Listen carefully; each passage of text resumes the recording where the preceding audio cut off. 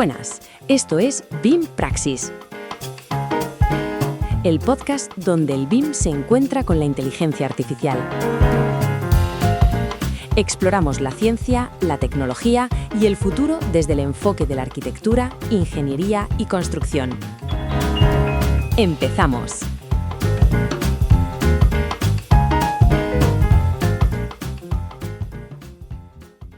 Hola y bienvenidos a una nueva entrega. Hoy llegamos al noveno análisis de nuestra serie especial de BIM Praxis.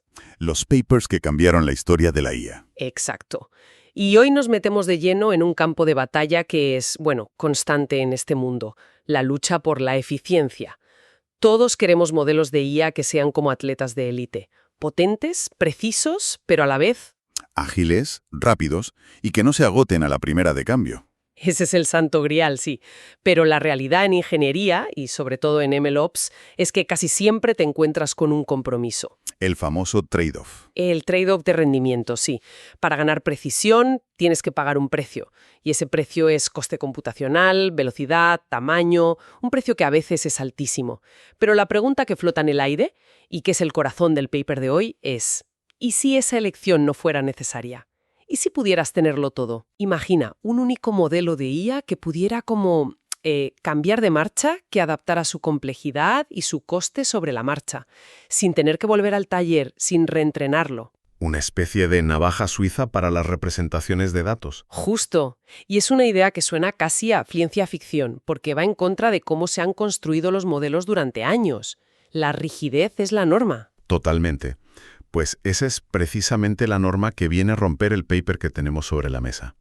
Matryoshka Representation Learning, publicado por primera vez en mayo de 2022. Y el propio nombre, Matryoshka, como las muñecas rusas, ya nos da una pista. Una pista muy, muy clara de por dónde va la solución. Es una idea tan elegante como intuitiva. Es una de esas ideas que, cuando la lees, piensas, ¿cómo no se le había ocurrido a nadie antes? Ataca un problema que es un verdadero quebradero de cabeza en el despliegue de sistemas de IA a gran escala. Y lo hace desde la raíz misma del modelo. Exacto. De acuerdo, pues vamos a meternos en faena. A ver, para entender la genialidad de la propuesta, primero tenemos que hablar de la pieza central, las representaciones aprendidas, o los embeddings como se les conoce en la jerga. Eso es. A mí me gusta pensar en ellos como la ficha técnica que una IA crea de algo. Si le muestras una foto de un gato, no ve un gato. Ve una lista larguísima de números. Y esa lista de números, para ella, codifica la esencia de lo gatuno en esa imagen. Es una analogía perfecta. Es un resumen numérico que captura las características más importantes. Y el dilema fundamental, el pecado original de muchos sistemas, empieza justo ahí. En el momento de decidir cómo de larga y detallada va a ser esa ficha técnica. Exacto. Tienes que elegir una dimensión.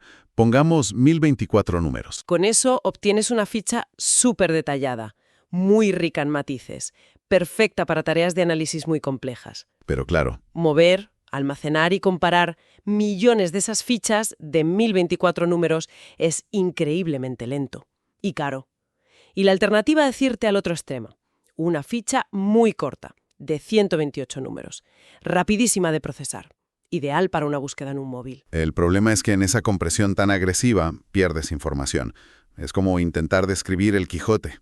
Puedes hacerlo en un tuit de 280 caracteres. O en un ensayo de 50 páginas. Pues eso, el tuit es rápido, pero te dejas el 99% de la obra por el camino. Es una gran analogía.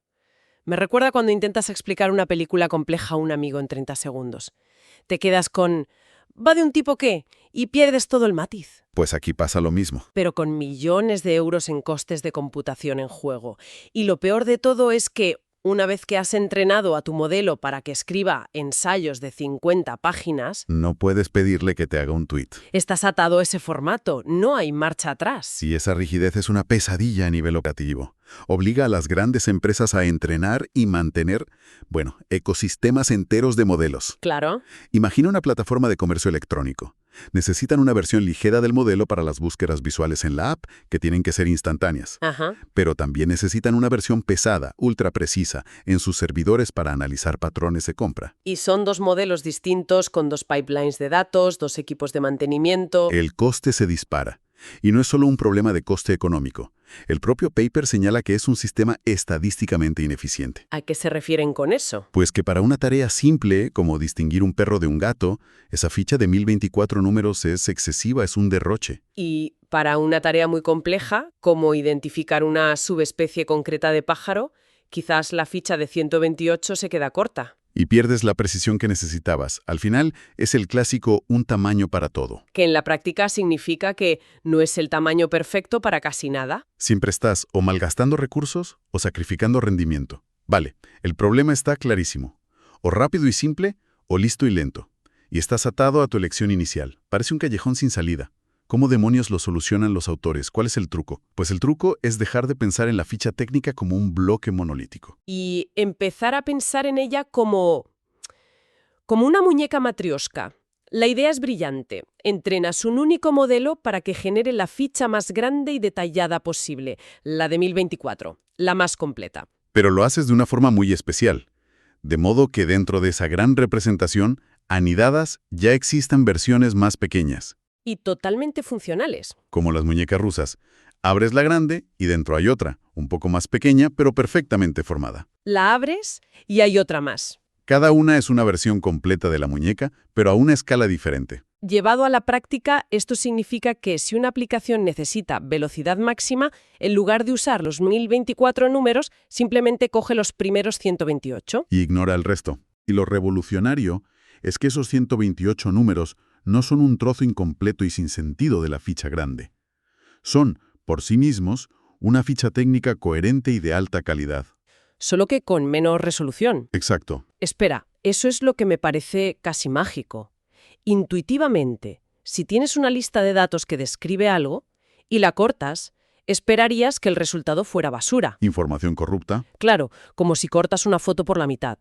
¿Cómo consiguen que la primera parte del vector siga teniendo sentido por sí sola? Ahí está la clave del asunto. Y la palabra que usan es aprendizaje de grano grueso a fino. Coarse to fine. ¿De acuerdo? La genialidad está en modificar ligeramente el objetivo del entrenamiento. Normalmente, al entrenar, le dices al modelo: tu objetivo es que la ficha completa de 1024 números sea lo más precisa posible. Ajá. Con Matryoshka Representation Learning, o MRL, el objetivo cambia. Ahora le dices: tu objetivo es que la ficha completa sea precisa, pero también que los primeros 512 números sean una versión precisa, y que los primeros 256 también lo sean, y los primeros 128. Y así sucesivamente. O sea que lo fuerzas a organizar la información de forma jerárquica. Es como si le dijeras: en los primeros números quiero el boceto general, la información más importante, y a medida que añades más números, vas añadiendo detalles, texturas y matices cada vez más finos. ¿Has en Eikau? Es un diseño de información increíblemente inteligente. La información más crítica y general se empaqueta al principio del vector. Y la más específica y detallada al final. Y lo más importante, un detalle crucial que mencionan y que es la clave de su viabilidad. Esta flexibilidad no añade ningún coste extra en el momento de usar el modelo, en lo que se conoce como inferencia. Exacto. La decisión de qué muñeca usar se toma al momento, simplemente leyendo más o menos números del vector. No hay cálculos adicionales. Entonces, esto va más allá de un simple truco de eficiencia. Es casi un cambio de mentalidad en cómo concebimos el entrenamiento, ¿no? Totalmente.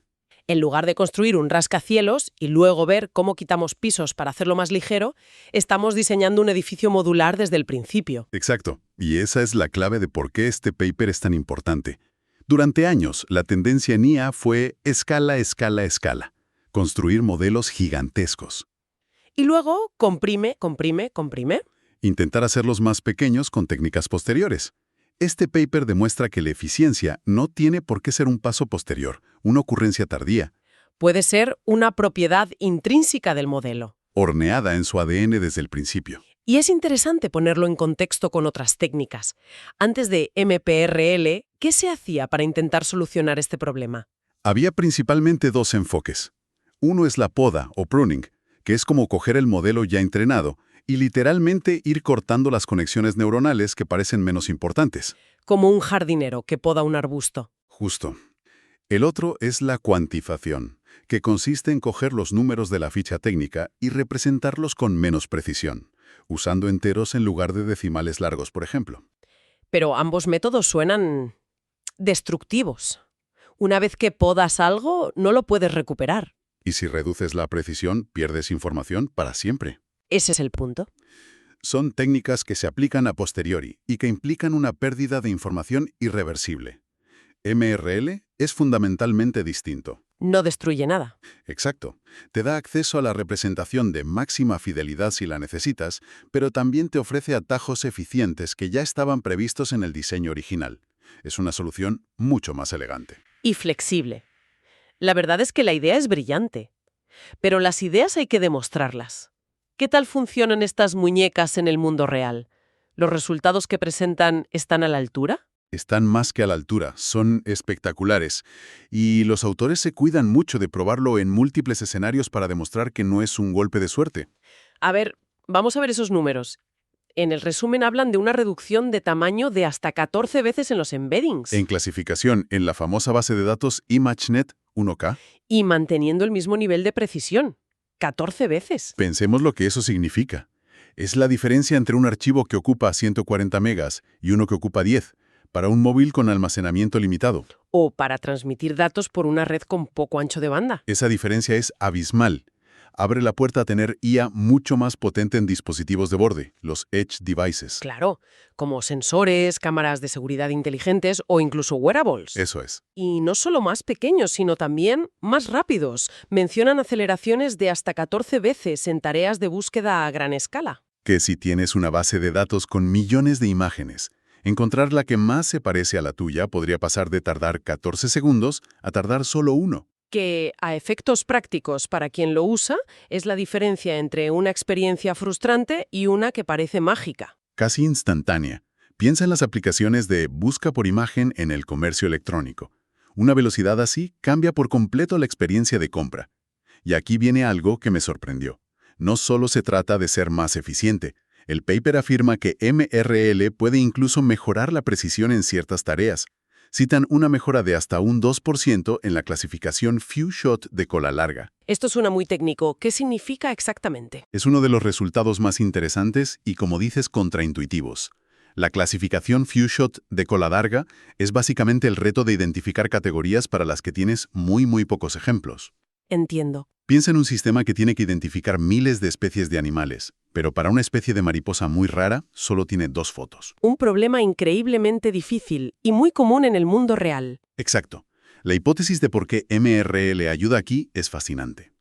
Parece que las representaciones más pequeñas, las muñecas interiores, Al ser forzadas a resumir la información, capturan las características más generales, robustas y abstractas. El concepto de mariposa, por así decirlo. Y cuando tienes muy pocos ejemplos, apoyarte en esas características generales es más efectivo. que intentar aprender de los detalles súper específicos que podrían estar en la representación más grande. Justo. Es un doble tanto.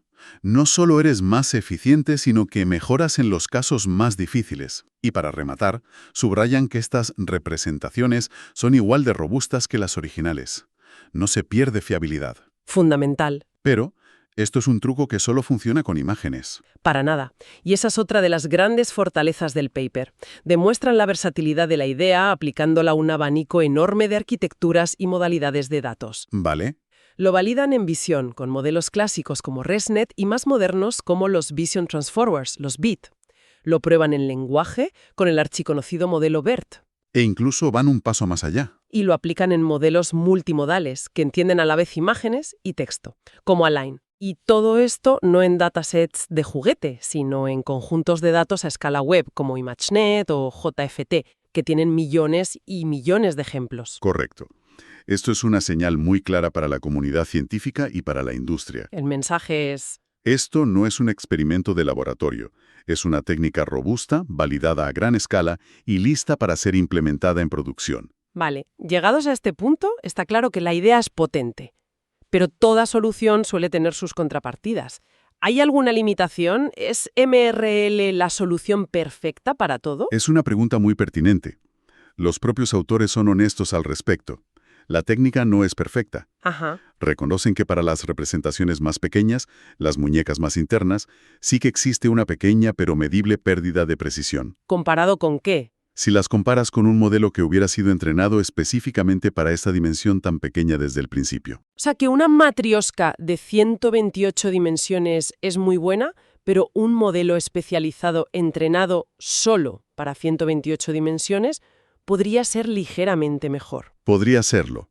El truco, y el motivo por el que MRL es tan valioso, es que esa pérdida de rendimiento es mínima, A menudo insignificante. mientras que el beneficio que obtienes en flexibilidad y en no tener que entrenar 10 modelos distintos es absolutamente gigantesco. El balance es abrumadoramente positivo. Entonces, si tuviéramos que resumir la gran aportación, la palabra clave que se me viene a la mente es adaptabilidad. Sí, Es un cambio de paradigma. Pasamos de la filosofía rígida de un tamaño para todos a una mucho más inteligente, de un tamaño para cada necesidad. y todo ello dentro de un único modelo entrenado una sola vez. Es la síntesis perfecta. MRL integra la eficiencia y la flexibilidad en el núcleo mismo del aprendizaje. No es un parche. No es un parche, no es una compresión posterior. Es una propiedad fundamental de la representación, desde su concepción. Es como diseñar un motor que, por su propia naturaleza, puede funcionar en modo eco, normal o sport. En lugar de construir 3 motores distintos. Exacto. Una idea que parece abrir un campo de posibilidades enorme. Y esto me lleva a la pregunta que planteabas al principio. Si hemos conseguido hornear la eficiencia computacional directamente en las representaciones, ¿qué otras capacidades podríamos integrar de la misma manera? Esa es la pregunta del millón y la que hace que este paper sea tan inspirador. Podríamos diseñar representaciones que fueran inherentemente más justas para mitigar sesgos O más interpretables. o más interpretables para que podamos entender mejor por qué toman una decisión. Quizás representaciones que tuvieran capas de privacidad, donde la parte más externa fuera anónima y solo ciertas aplicaciones pudieran acceder a las capas internas más detalladas. Abre una nueva forma de pensar sobre qué propiedades deseables podemos construir en los cimientos de la IA. Una perspectiva fascinante.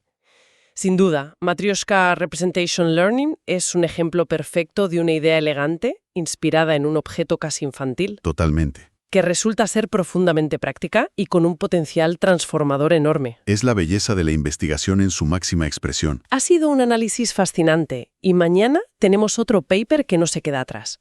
Vamos a explorar una idea que redefinió por completo la forma en que los modelos de lenguaje entienden y generan secuencias. Sentando las bases de mucho de lo que vemos hoy. En los asistentes virtuales y los chatbots más avanzados. No se lo pueden perder.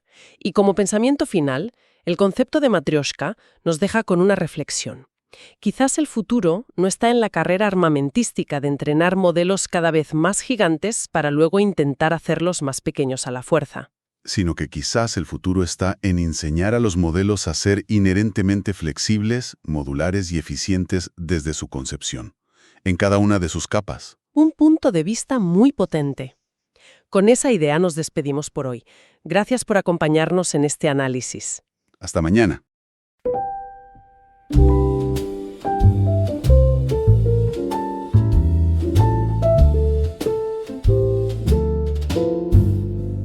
Y hasta aquí el episodio de hoy. Muchas gracias por tu atención.